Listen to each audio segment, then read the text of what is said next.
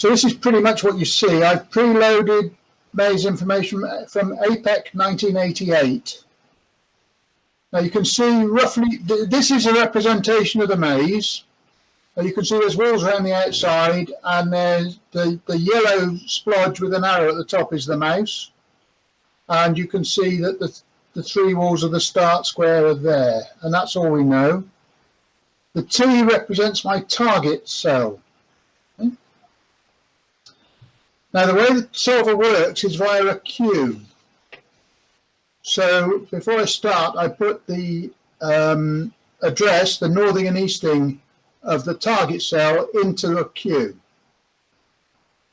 And all I do is take the next thing out of the queue and see whether the four walls next to that cell are present. And if they're not present, I put those walls back into the queue. So if I can remember how to do this, you see the S's. So I've taken the cell with a T in it out of the queue, and I have put those four cells back into the queue. I've now got four things in the queue. Okay. And I keep doing that. Now you'll see that if I do it again, you'll see that the S's are from the cell that was to the north of the original T cell. So I put the cell to the north into the queue first. The other thing I do is I don't put cells into the queue that have already been through the queue, the ones I've marked as S for solved. Okay. So as I keep taking things out of this queue and putting more things into the queue, you can see you get the standard pattern that grows out from the middle.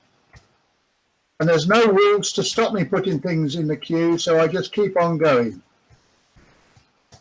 That's probably a bit boring. I'm going to have to look at my crib sheet here. So if I do, this might do it. I'm going to run the solver all the way to the mouse, and when it reaches the mouse, it knows that the cell that it reaches the mouse from is one on A shortest route to the center. Okay? And it can move the mouse to that cell. And there it has, it's done it. You can see in this case, I've had to solve the entire maze, and I've moved the mouse forward one cell, and I've found one more wall to the east of the mouse. Okay? And I can keep doing that, and it will keep finding more bits. Now the S's are things that have been through the queues. And you're starting to see there's bits of the maze to the bottom left-hand corner where they're not getting in the queue anymore, they don't have to. So the nearer I get to the center at the moment, the fewer cells I have to process through the queue and the faster I can go. So I'm going to go all the way to the center. So you can see as it goes along, there are times when it's not solving much of the maze at all, only the bit between where it is and the center.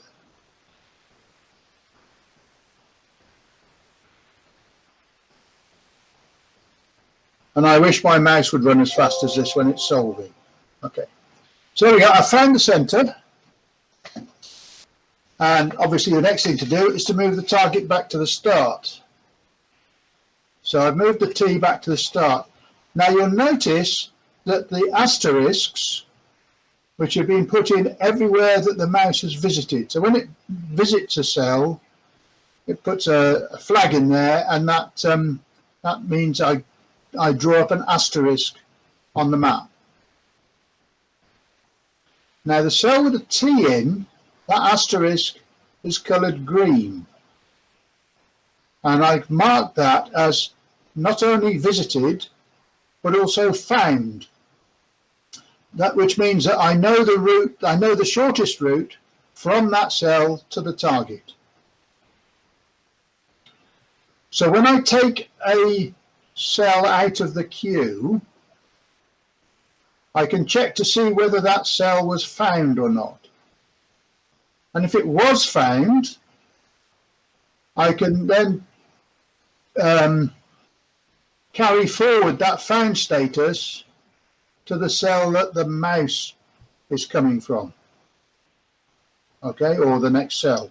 So I can carry forward founds through all the cells that I've visited as I'm doing the solve. Okay, and if I do one step of the solver now, you'll see that quite a lot of the left-hand corner has been coloured green. And from each of those green cells, I know a shortest route back to the start. Does that make sense? Lots of confused faces. Pete's mouthing something, but his microphone is silenced. You're still silenced, Pete. Yeah, my wife does as much the same to me, really. The green means that you have a route from the green cell back to the start at this point. Yes. Yeah. Right. Okay. Okay.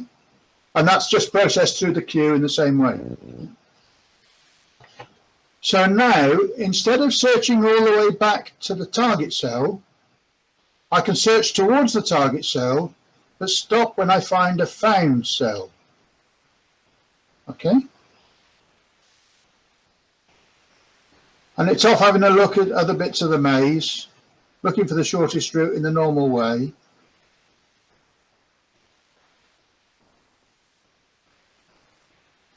Does that work okay on your videos? So you can see where it stopped. It stopped in the cell where it knows a shortest route from that cell back to the target. So it doesn't seem much point following that shortest route all the way back to the target. And this is what this is the change I made after Pete pointed out that I shouldn't really go back to the start cell if I can help it, because in Japan you're only allowed to go back 5 times or something. That's not quite what I meant, but yes. Okay. Let me explain. The reason to not go back to the start cell is about the number of runs. What interests me at the moment, though, is the green cells are cells for which you know a route back to the start. Yeah. When you do this reverse search, having found the goal, inevitably for everybody, the route taken by the robot whilst it's doing that is different to the route it took on the way out. Yes. So you discover new cells. What interests me at this exact point in your animation is that from where the mouse is now, it has found a cell for which it knows there is a route. I'm just wondering if it's possible if at that point there may be a better route through cells that it has not yet seen. There's a better route from the target cell to the start. Oh yeah, but that's from where the mouse is. So anyway, sorry, I shouldn't really interfere. What you can find is that there is another route that is just as short, but there won't be a shorter one. Okay. Come back to that later. So there's no point going back to the start. I can set my target back to the middle, and I can solve towards the middle until I find another found cell.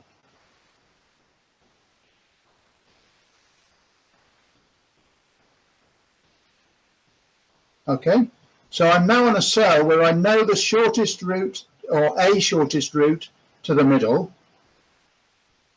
And if I set the target back to the start, I can search for another found cell. And I found a found cell after moving only one cell. So where I am now, I know a shortest route to the start and a shortest route to the finish. So there's nothing more I can do now. At this point, I'm either going to have to go to the start or the finish and start searching from there. Well, because I don't want to go to the start, I'll go to the finish. So I'm going to move all the way back to the finish, actually not necessarily along cells that I've visited before, because it made a little detour there to make sure there wasn't a wall in the way. Right, so now I can again set the target to the start and search back for another found cell, and it sets off in a completely different direction.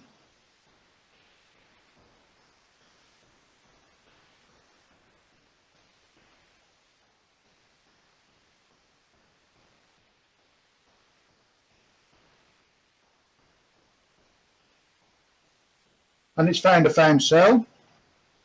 And now I set the target back to the middle and set off again searching.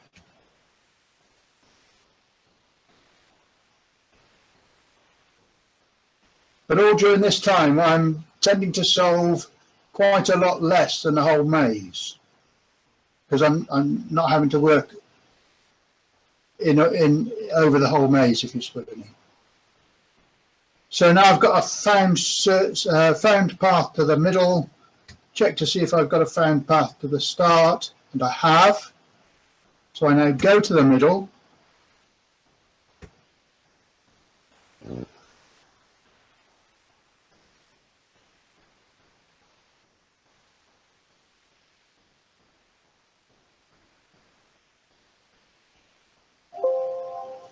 And again, I go set the target to the start and search for a found cell.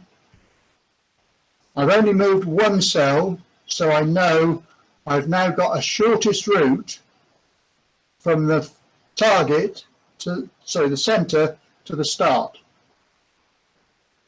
Okay? I go back to the target just in case.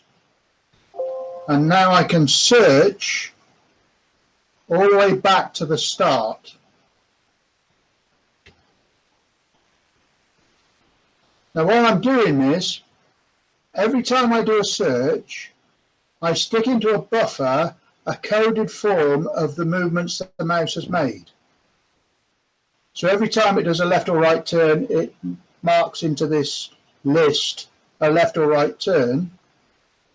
And when it does a forwards run of a number of cells, it stores a forwards and that number of cells.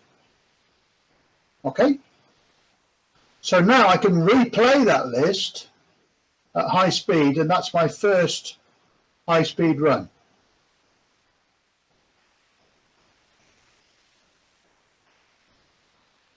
Okay? Now for this maze, that is the shortest path. But there are some nasty mazes where it won't be. Because when the mouse is searching, it will search for a shortest route, but it won't necessarily search on the cells that it has been to. So sometimes for some cells, there will be a path through cells that it hasn't visited and doesn't know about, which is as short as the path that it's trying to follow. And given the different search strategies, it will sometimes go down those. So although this is a pretty fast route, it's not guaranteed to be the fastest route. So I search back to the start. Sorry, search back to the start. Again, storing all the moves and so on ready to replay at high speed.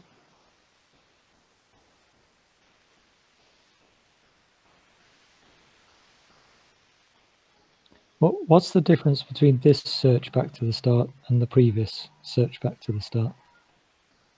If in the previous search back to the start, it went through some cells it hadn't been through before, it might have found some more walls to block off that route. But for this maze, those two searches are identical. I'll show you a different maze in a minute. So now I do my first proper high-speed run that I'm pretty confident will be a shortest path. Okay, right. I'll take questions there, and then I'll go and look at the maze that causes some grief. Duncan, can you give us a view on your data storage. So how do you map the maze? Are you keeping a found marker in each cell, so a found to the center and a found to the start? Do you keep a marker like that? What kind of data structures are you using for this? So the first thing I do for the maze, I hold a 17 by 17 array of bytes. So each cell has got 1 byte. 2 bits of that byte are the south and the west walls for that byte, for that cell. And this is why I do a 17 by 17 array, so that I only hold those walls in one place. I was a bit scared about holding the north wall for this cell is the south wall for that cell, and how do you keep them in synchronism and so on. So I only hold a wall in one place. So if I want to look at the north wall, I have to go to the next cell north and look at its south wall. Yeah? And that's why I need a 17 by 17 array. So that's 2 of my bits in each byte. Another bit is the solved bit. Another bit is the visited bit. And the other bit is the found bit. So I'm using 5 bits of my byte in a 17 by 17 array. Sorry, can you just tell me what the bits were again? Yeah, okay. So there's the south wall and the west wall. There's the solved bit. There's the visited bit. And there's the found bit. What's the difference between solved and found, Duncan? Okay, solved means it's been put into the queue just once, right? So when I'm filling the queue, as I put it in the queue, I set the solved bit. Before I start the solver, I clear all the solved bits. And then as I put something in the queue, I set its solved bit. And if the solved bit was set, I don't put it in the queue again. So a synonym might be examined or something like that. Something like that. Queued is actually what it means, yeah. Yeah. Right. Yeah. Yeah. Visited, but the difference is that solved bits are cleared before every solve. Visited bits are cleared before you start the maze and are never cleared after that. They're only ever set. And the same with, no, hang on, found. What do I do with found? Found are cleared before each solved. Each solve. Found means what? The first cell that you put into the queue is marked as found. Okay? Whenever you put another cell into the queue, if the cell it's coming from has been found, and the cell it's going to has been visited, you can mark it as found.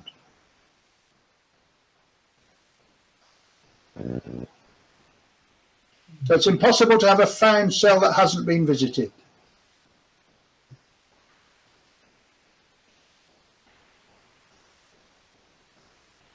You're still looking slightly puzzled, Ian. Yeah, it's my natural state, Duncan.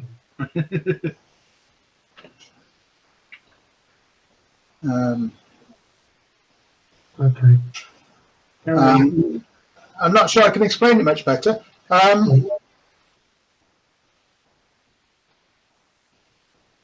Let me clear this maze and see if I can explain it better. Let's go through a few. That's not what I wanted to do. Right. Okay, so when I do a solve at the moment, because all the 4 cells next to the target have not been visited, found can't go anywhere. Okay, so I'm going to have to go all the way to the target before I can start talking about it.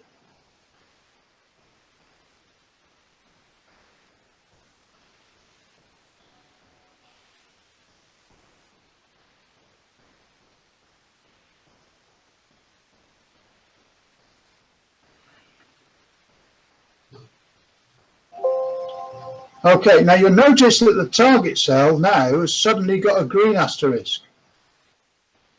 It's got an asterisk because it's been visited, and it's gone green because it's been found, because it's it's the target. The target is always found if it's been visited. Right? So if I set the target back to the start, you see the start cell, bottom left-hand corner, is green. Yeah. Now I'm going to do a solve. I'm going to do one bit of a solve. Okay.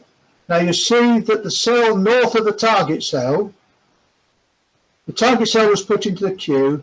The cell north of that was taken out the queue. It was the only one in the queue because there were walls in the way for everywhere else. And that's also marked as found because the cell it's coming from has been found and the cell that it's going to has been visited. Okay? Yeah. So I can do that a few more times. Yeah. Now you see here I took two things out the queue because there were two spaces with no wall in the way. Right, and you see those found cells propagating through. Yeah. Keep going a bit. Right, we've got a couple on the left-hand side now that have been solved but not found because they've never been visited. So I don't know what a shortest route is back from those cells. Oh, so the found implies you have a route from that cell to the target. Yeah. Yeah. I found a route from that cell. Ah. And solved means you've looked at it and assessed it, basically. Yes, solved means it's been through the queue. Yeah. Got it now. Okay. Yeah, got it now. Now, the other three bits, if I ever choose to use them, I can use for a count. And as somebody said, Wayne, I think it was, said at a Minos many years ago, you only need a couple of bits of count and it'll do everything you need it to do. I'm not convinced he's correct. I've tried it. All right, yeah. I'm not convinced it always works. But okay. So, everybody happy about found cells now? Yeah. If you've got 2 bits left over, you instead of a count, you could put a direction. You only need 2 bits for a direction. You could store a direction to what you consider to be the best way from there. Yeah, but I wouldn't know what the best way was. I'd only know the way I'd come. Oh, you do? Because you're starting at the target and working back. Yeah. So from any cell, so let's say you're starting at the target, and as you go through the whole thing, the cell 01, the cell just to the north of the target, the direction that would go in there is south. And the cell above that would have a south. And the cell to the right of that would have a west, and the cell to the north of that would have a south, and so on.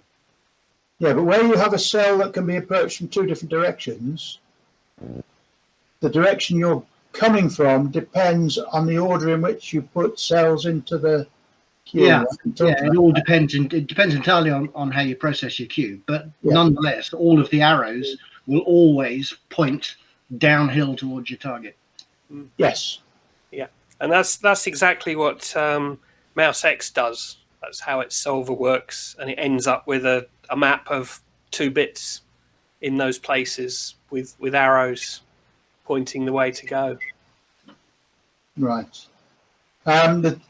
Surely you have a problem that the way to go can alter as you search different parts of the maze? Yes, it can. Yeah, and then you change it. Every time you run this algorithm, you only examine each cell once, and so you only ever get to change the arrows once. It works out. You see, with my solver, there can be big areas of the maze that never go through the queue again. Oh, that's fine. You haven't been there. You're not going to go there. They're places I have been. Yeah, but you're not. They're places which, by implication, you have no intention of visiting again. I don't think that's true. Okay.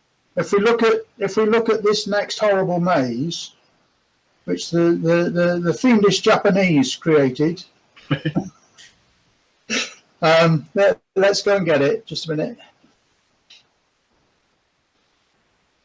It's All Japan 003 1982. These mazes, by the way, are courtesy of Pete, so they're text files. The only thing I've done to them is possibly add the names of the files to the end. So when I read them in, I can put the names at the top of the maze. Okay. So let's do this for real. I'm going to press the R button, which is pretty much what would happen in the real mouse. So it'll just plow on through. Okay. So none of these are found yet, obviously.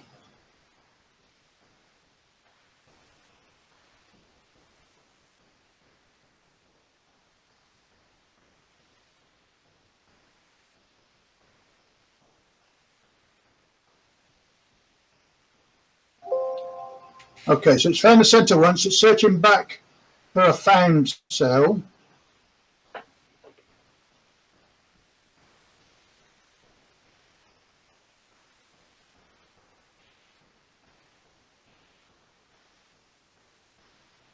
Now it's searching back to the middle again.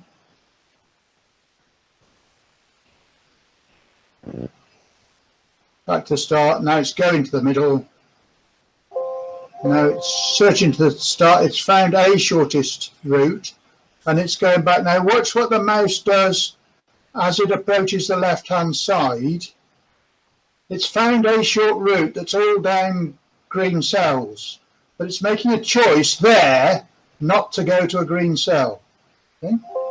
Because there was another route that could have been there that it hadn't visited, and the strategy I selected went that way.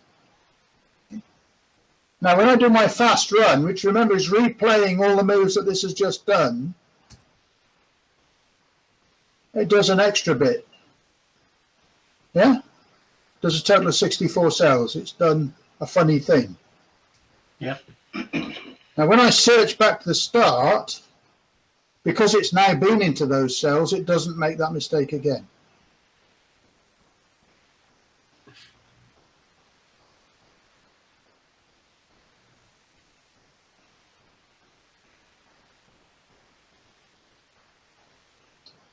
And now when I do my real fast run, it does a real fast run. Okay? There's a whole load of that maze that I haven't really been to. And there's bits of that maze that I have visited that I've only visited once and decided it really wasn't worth going there. Now, I ought to at this stage explain my strategy stuff again. Because if I change the strategy, this maze becomes completely different. Now, my strategy is what order do I put cells into the queue when I evaluate around a cell. So I'm going to clear this, get a vague memory of where the blue squares are in this at the moment. This is the fast route. Get a vague memory. It's 54 cells. Oh, hang on. We might have a problem.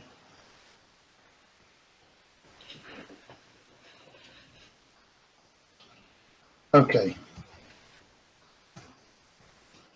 Start again. Right.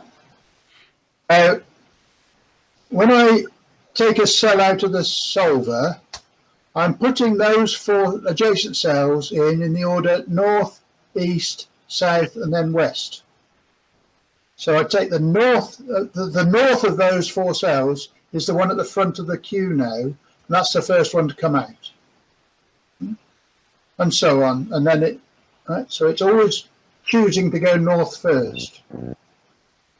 And that means it will arrive at the mouse from a particular direction. I've got about 8 strategies. I can start with north, I can start with east, I can start with south, and I can start with west and go clockwise each time. Or I can do west, east, north, south, or I can do north, south, west, east. Okay. Sorry? Can I propose another one for you, which might fix part of your problem? Yeah. Ahead, left, right. Ahead, left, right. Yeah, I think that's my strategy 7, which favours going straight, Yeah. and strategy 8, which favours a turn. Okay.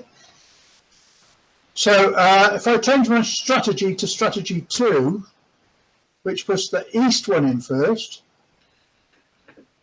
then if I remember this correctly, it then changes everything. So I'm going to reset everything and run it again.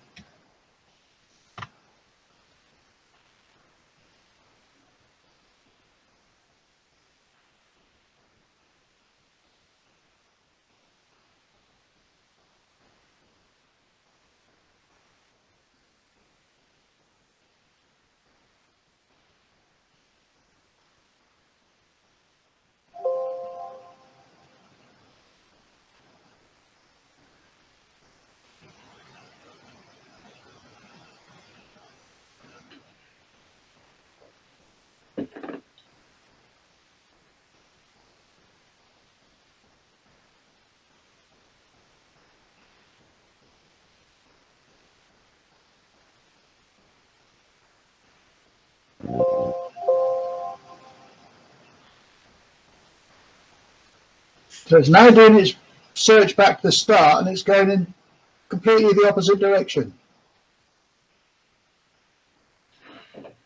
So this is the search back in preparation for a speed run, so it's recording it. Yeah. Actually, it always records it. It doesn't know if it's in preparation for a speed run or not. It just always records it. Okay. So now if I do my speed run, it's completely different. It's still 54 cells though. Yeah, it's the same length. Yeah. But it's avoided that jiggly bit that messed me up the first time round. Is that deliberate, or is there a... Because what you need is a tactic to decide which of these strategies you want to use. How do you decide which one it should use on a particular maze? Yeah, well, the best way that I know is to steal a copy of the maze the day before and run the solver on it with all possible strategies. Not You know, allowed. it's traditional in the UK to not have a maze until somebody's actually made it. Yeah. I don't know. I don't know of a way of doing it. There's too much data there for me to analyse it. All of my experiments indicate that the minute you've picked the best strategy, the very next one would have been better with a different one. Yeah.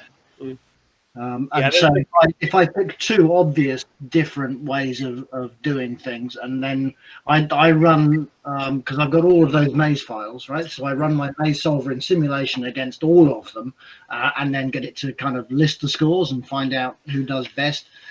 And generally speaking, half of them do better with A and half of them do better than B. It's almost not worth trying to game the thing out.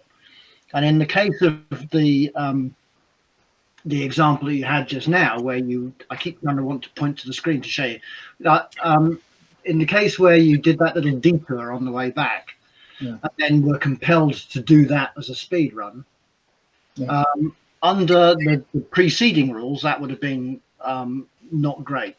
Under the existing rules, it doesn't really matter, because once it's shaken that out of its system, its third run, its second speed run, won't do that again. And so it will continue to improve each time. Yeah. I mean, the trouble is, you've got to do that search anyway, right? Yeah. If your strategy is that, there could be a route there, you know. Oh, absolutely. And you can see from the maze that you're showing on there now that you have unexplored cells, with this very inviting looking possible shortcut up that left-hand side. And you need to go and have a look. Yeah. So that's pretty much all I've got prepared to say. I've got some more technical information if you want it. The previous maze, the APEC 1988 maze, the mouse is ready for its first fast run after searching 434 cells at an average of just over 3.5 cells per second. That's including all the printing.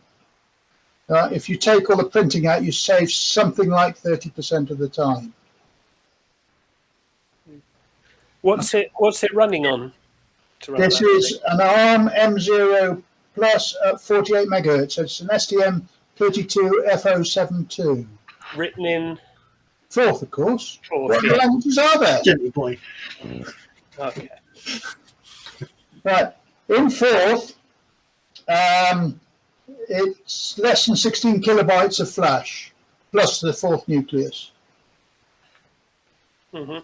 If you use my data structures, you need 289 bytes for the maze and 64 elements maximum for the queue, and you can put that in as 64 bytes if you pack northing and easting into 1 byte. Have you tested the queue length? Yeah, the maximum is 32 Yeah. elements. Yeah, it's when you got a blank maze. That's when you put most things at the same time into the queue, and it's 2 stripes across 16 each. You know, it's like I'm 2 of these. pretty sure it's 32. I haven't bothered to prove it, but I'm pretty certain that 32 is the maximal length of queue for a classic. 32 is the maximum, but I always put 64 just in case. Yeah. There is one way you could avoid having to have the extra cells on the edge, the 17, because of the way the maze is constructed. If you wrap the index round, if you look off the top and it goes to the bottom, there's always a wall there because it's the edge of the maze.